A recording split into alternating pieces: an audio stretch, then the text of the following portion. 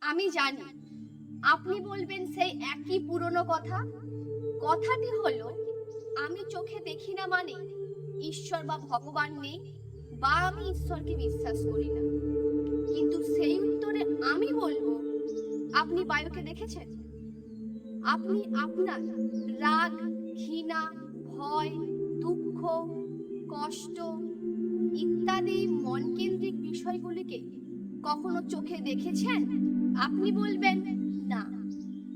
এর উত্তরে আমি বলবো, ঈশ্বর বা ভগবান এগুলো সম্পূর্ণই মন ও অন্তর কেন্দ্রিক, যা কখনো বাহ্যিকভাবে দর্শন করা যায় না বা সহজে দেখা যায় না।